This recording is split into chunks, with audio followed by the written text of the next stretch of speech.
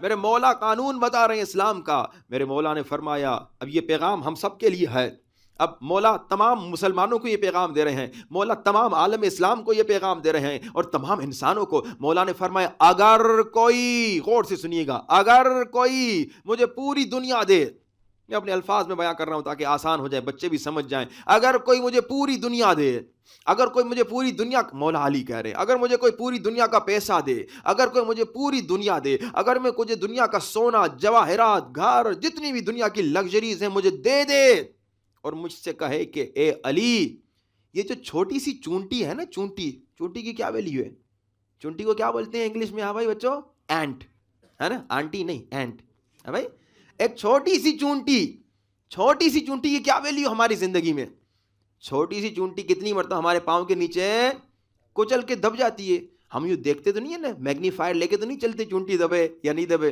ہے کو بھی دیکھا کوئی میگنیفائر لے کے گھومے, چونٹی بیچاری دب کے مر جاتی ہے. چونٹی کی ظاہراً یہ ویلیو ہماری زندگی میں, مگر مولا علی کیا سکھا رہے ہیں؟ اسلام کا پیغام. مولا فرماتے اگر کوئی مجھے پوری دنیا دے اور کہے کہ یا علی, ایک چونٹی نے ایک دانہ اٹھایا ہے اور اپنے گھر لے جا رہی ہے, اپنے بچوں کے لیے لے جا رہی ہے, علی پیسہ تیرا, علی یہ جواہرات تیرے, علی دنیا تیری, علی دنیا کے تمام لگژریز تیری, یا علی بس چونٹی کے منہ سے دانا نکال دے. کیا کر دے؟ چونٹی کے منہ سے دانا نکال دے.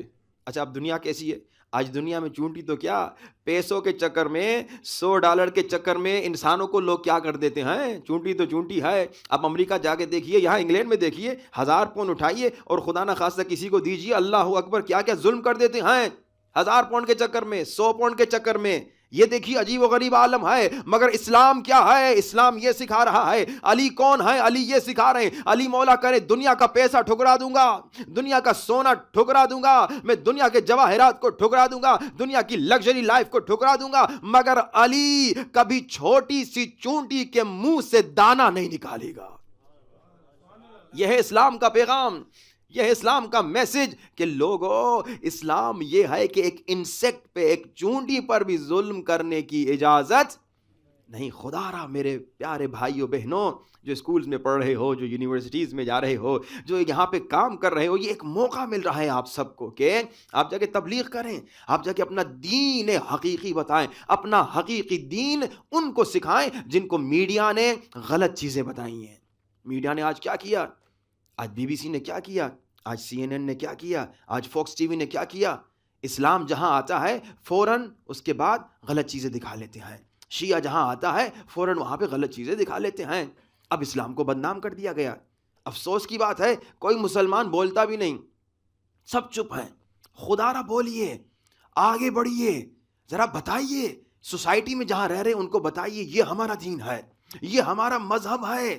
ہمارا مذہب ظلم کا مذہب نہیں, ہمارا دین ظلم کا دین نہیں, بلکہ ہمارے دین میں سب سے جو اعلیٰ مقام ہے وہ کیا ہے؟ ایمان. یہی ہے نا, اسلام میں سب سے اعلیٰ مقام کیا ہے؟ ایمان ہے. اور ایمان کہاں سے نکلا ہے کوئی بتائے گا؟ امن سے نکلا ہے, یعنی پیس.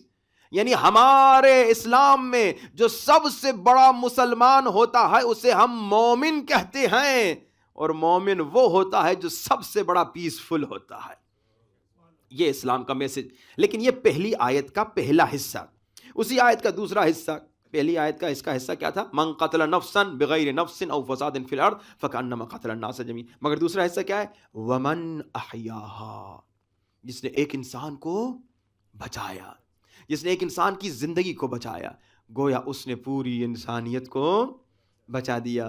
اب میں ایک سوال پوچھوں اپنے پیارے جوانوں سے اور اپنے پیارے بزرگوں سے. اللہ نے قرآن میں کہا جس نے ایک انسان کو بچایا اس نے پوری انسانیت کو بچا دیا. ایک عام انسان نے اگر ایک عام انسان کو بچایا گویا اس نے پوری انسانیت کو بچا دیا. تو میرے مولا علی کا کیا مقام ہوگا جس نے اسے بچایا جو جان کائنات ہے.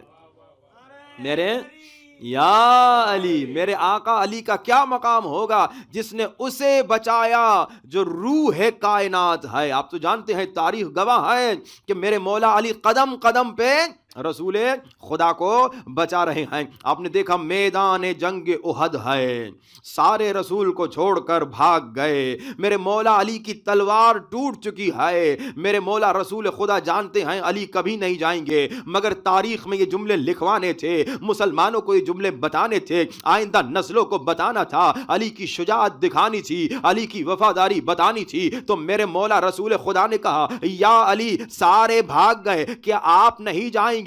تو میرے مولا علی نے کہا یا رسول خدا اکفر بعد الایمان، یا رسول خدا کیا ایمان کے بعد کفر اختیار کیا جاتا ہے؟ یا رسول خدا کیا ایمان کے بعد کفر اختیار کیا جاتا ہے؟ گویا میرے مولا علی نے اپنا عقیدہ بھی بتایا، بھاگنے والوں کا مذہب بھی بتایا۔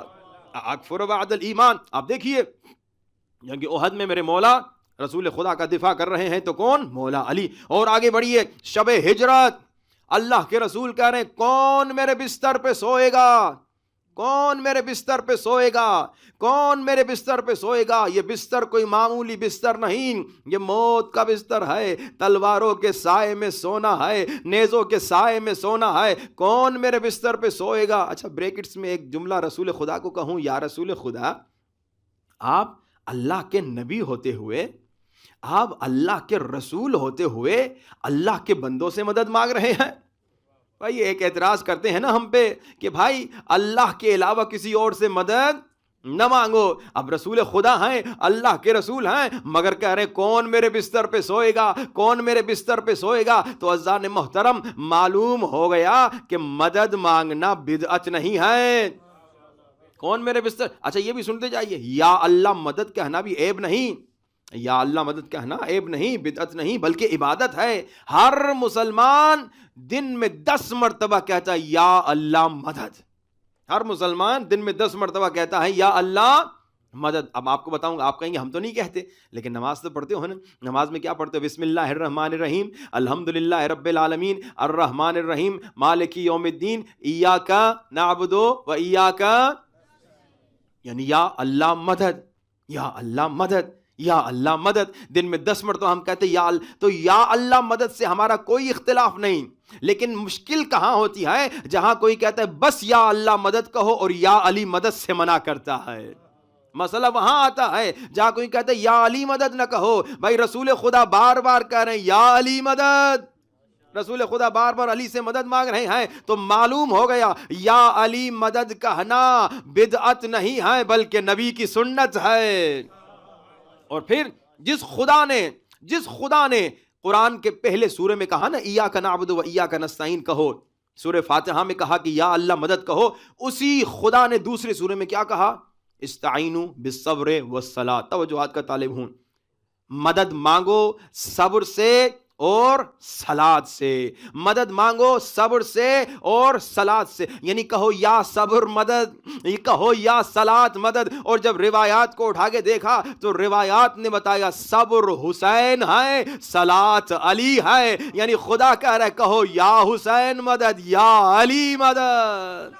اس آیت نے کیا کہا؟ استعینوا بالصبر والصلاۃ، صبر سے مدد مانگو، صبر سے مدد مانگو، صبر سے مدد مانگو۔ اب اللہ کے رسول کی حدیث سنیے، اللہ کے رسول نے کہا لوگو الایمان شطران، ایمان کے 2 حصے ہیں، شطرہ صبر شطرہ شکر، آدھا ایمان صبر ہے، آدھا ایمان شکر ہے۔ توجہات کا طالب ہوں، اللہ نے کہا صبر سے مدد مانگو، اللہ کے رسول کہہ رہے صبر تو آدھا ایمان ہے، صبر تو آدھا ایمان ہے۔ تو اب ہم پر کوئی اعتراض نہ کرے کہ ہم یا علی مدد کیوں کہتے ہیں۔ اللہ نے کہا آدھے ایمان سے مدد مانگو، ہم اسے بلاتے ہیں جو پورا ایمان ہے، کل ایمان ہے۔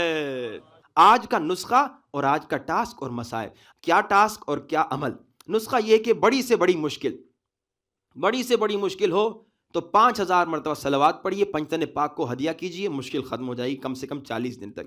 اگر اور بڑی مشکل ہے تو انشاءاللہ کم سے کم 40 دن تک 12000 صلوات پڑھیے، 12 اماموں کو ہدیہ کیجئے۔ اور بڑی مشکل تو 14000 مرتبہ صلوات، بہت بڑی مشکل ہو تو 1,40,000 مرتبہ صلوات پڑھیے، لیکن یہ ایسے ہوگا کہ کچھ لوگوں کو گھر پہ بلا کے مل کے انشاءاللہ وہ صلوات کا ختمہ ہوگا تو آپ کی مشکل ختم ہو جائے گی۔ یہ آج کا نسخہ اور آج کا ٹاسک، بڑے چھوٹے مرد عورت سب اس میں شامل ہو سکتے ہیں، لیکن بلکہ جو شامل نہیں ہوتا تو اس سے میں انشاءاللہ آج معلوم ہو جائے گا کہ کون نہیں ہو رہا، کون ہو رہا ہے، کیونکہ میں وعدہ لوں گا کہ کون کون یہ ٹاسک اس پہ عمل کر کے آئے گا۔ وہ ٹاسک کیا ہے؟ وہ ٹاسک یہ جتنے مومنین اور مومنات بیٹھے ہیں، میں آپ سے یہ وعدہ لینا چاہ رہا ہوں کہ آج سے آئندہ 40 دنوں تک ہر روز 500 مرتبہ، صرف 500 مرتبہ صلوات پڑھنی ہے، اللہم صلی علی محمد و آل محمد و عجل فرج۔ اور اس میں کتنا ٹائم لگے گا؟ آدھے گھنٹے زیادہ نہیں۔ اور اس صلوات کو پڑھ کے امام زمانہ کو ہدیہ کرنا ہے، یعنی صلوات پڑھ کے مجھے ہدیہ نہیں کرنا، امام زمانہ کو ہدیہ کرنا ہے۔ اب جو مومن وعدہ کر رہا ہے کہ 40 دن تک ہر روز 500 صلوات پڑھ کے اپنے بارہویں سرکار کو ہدیہ کرے گا، وہ صلوات پڑھے۔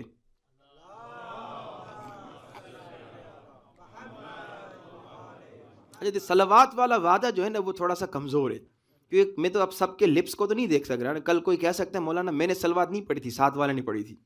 وہ ابھی ہم پاکستان میں تھے ایک جگہ اسلام آباد میں، ہم نے کہا جو وعدہ کر رہا ہے کہ کل انشاءاللہ اور آج سے 40 دن تک 500 صلوات پڑھے گا اور امام زمانہ کو ہدیہ کرے گا، وہ صلوات پڑھے۔ سب نے صلوات پڑھی، ایک بچہ سویا ہوا تھا، اس نے جب صلوات کی آواز سنی اٹھا اور اس نے صلوات پڑھنا شروع کر دی۔ اب وہ بیچارے کو پتہ ہی نہیں کہ وہ کس بات پہ صلوات پڑھ رہا ہے۔ تو اب میں دوسرے انداز سے آپ سے وعدہ لے رہا ہوں۔ وعدہ دیکھیے، مومن وعدہ دے کے وعدہ خلافی نہیں کرتا اور زبردستی بھی نہیں، لیکن یہ سوچئے اب آپ اگر اپنی زندگی میں آپ کو موقع ملے کہ آپ کیا نام ہے کنگ آف لنڈن کو آپ تحفہ دیں، اگر آپ کو موقع ملے تو آپ عام طور پہ کتنے خوش ہوتے ہیں؟ میں کنگ آف لنڈن کو تحفہ دے گیا ہوں، ہاں بھائی ایسے ہوتا ہے، اور سب کو بتاتے ہیں میں گیا تھا، میں کوئین کو جو ہو گئی اس کو میں نے تحفہ دیا تھا، یہ آپ فخر سے ہر ایک کو بیان کرتے ہیں۔ ابھی یہ 500 صلوات آپ اس کو دے رہے ہیں جو کائنات کے کنگز کا بھی کنگ ہے، کسی عام انسان کو نہیں دے رہے، مجھے نہیں دے رہے، آپ اسے 500 صلوات تحفہ دے رہے جس کے صدقے میں آپ کو بچے ملے، آپ کو بچے ملے امام زمانہ کا صدقہ، بیوی ملی امام کا صدقہ، رزق ملا امام کا، یعنی اس کے صدقے میں، جس کے صدقے میں آپ کو لائف ملی۔ اب آپ لائف میں پہلی مرتبہ 40 دن نہیں کرتا، لا دین لمن لا عہد لہ، جو وعدہ خلاف ہے وہ بے دین ہے۔ تو وعدہ دینے سے پہلے سوچئے گا، جو مومن 40 دن تک ہر روز 500 صلوات پڑھے گا اور امام زمانہ کو ہدیہ کرے گا، وہ ہاتھ بلند کر کے وعدہ دے۔ صرف 22 لوگوں نے کہا کہ ہم امام کو صلوات ہدیہ کریں گے، اور یہ بڑی افسوس کی بات ہے۔ پورا دن 24 گھنٹے میں ہمارے پاس چائے پینے کا ٹائم ہے، فٹ بال دیکھنے کا ٹائم ہے، کرکٹ دیکھنے کا ٹائم ہے، بیوی سے گپ شپ کرنے کا تو خوب ٹائم ہے، گھومنے پھرنے کا ٹائم ہے، مگر آدھا گھنٹہ امام زمانہ کے لیے ٹائم نہیں ہے۔ اور یہ نہیں کہ مسجد کے اندر آ کے بیٹھو، چلتے پھرتے صلوات پڑھو، گھومتے پھرتے صلوات پڑھو، اور جناب ڈرائیو کرتے ہوئے صلوات پڑھو، صرف باتھ روم اور ٹوائلٹ کے علاوہ کھانا کھاتے ہوئے صلوات پڑھو، ہر جگہ بہت آسان ہے، آدھا گھنٹہ لگتا ہے۔ مگر یہ ہم جو وعدہ نہیں دے رہے، ایک تو ڈر رہے کہ 40 دن کون کرے گا، لیکن ڈر کیوں رہے ہیں؟ کو میں نے تو یہ نہیں کہا 40 دن تک کیا نام ہے وہ 2 گھنٹے جوگنگ کرنا، اس میں آپ کو ڈرنا چاہیے، کیوں بھائی بہت مشکل کام ہے۔ میں کہہ رہا ہوں چلتے پھرتے 500 صلوات پڑھو۔ ڈر اس لیے رہے ہیں کیونکہ ہم سمجھ رہے ہیں کہ ہم نہیں کر پائیں گے۔ کیوں نہیں کر پائیں گے؟ امام زمانہ کون ہے جو دن میں ہمیں 10 تحفے دے رہے ہیں؟ 10 تحفے۔ اگر کوئی آدمی، کوئی 50 سال کا، کوئی 60 سال، کوئی 70 سال کا بیٹھا ہے نا، اگر کوئی آدمی آپ کو ہر روز 10 گفٹ دے تو آپ 40 سال سے کوئی آپ کو 10 تحفے دے رہا ہے، 100 سال سے کوئی آپ کو 10 تحفے دے رہا ہے، کبھی تو آپ سوچیں گے میں بھی تو واپس دوں، ایسا ہے نہیں۔ حدیث بتا رہی ہے ہر روز امام زمانہ آپ کو 10 مرتبہ گفٹ دے رہے ہیں۔ کیا گفٹ دے رہے ہیں؟ امام زمانہ تمام شیعوں کے لیے دن میں 10 مرتبہ دعا کر رہے ہیں۔ امام کی دعا یعنی امام کا تحفہ، جو امام دن میں 10 مرتبہ میرے لیے دعا کرے، کتنی افسوس کی بات ہے، میں دن میں آدھا گھنٹہ اسے صلوات ہدیہ نہ کروں، آئے ہو مجھ پر۔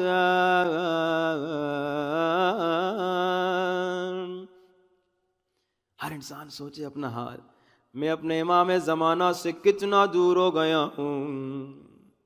ابھی اگر کوئی مجھے کہے یہاں سے لنڈن تک جاؤ تمہیں 5000 پاؤنڈ ملیں گے، 1.5 گھنٹے کی ڈرائیو کر کے جاؤں گا تاکہ 5000 پاؤنڈ ملیں، مگر دن میں آدھا گھنٹہ اپنے ہی امام کے لیے صلوات پڑھنے کا وقت نہیں۔ امام کا دل کتنا ٹوٹتا ہوگا، امام کو کتنا دکھ ہوتا ہوگا، اور امام نے شکوہ کیا، امام نے گلہ کیا۔ امام زمانہ میرے آقا یوسف زہرا نے شکایت کی، ایک مومن کیا چاہے میں جم کران میں چھا، میری نظر ایک سید پہ پڑی جو میری طرف آ رہا تھا۔ اس مومن نے کہا میرے ذہن میں خیال آیا یہ سید شاید پیاسا ہے۔ مومن نے کہا میں نے ایک گلاس پانی کا سید کو دیا، کہا اس سید نے پانی پیا، کہا پھر میں نے سید کو کہا اے سید میرے امام زمانہ کہ ظہور کی دعا کر لو۔ سنو گے اس سید نے کیا؟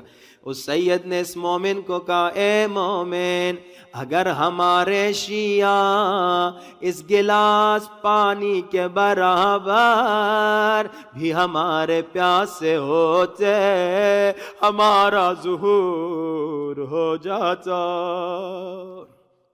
یہ مومن کہتے ہیں اچانک سید غائب ہو گئے، میں سمجھ گیا یہ امام زمانہ ہے، یہ یوسف زہرا ہے۔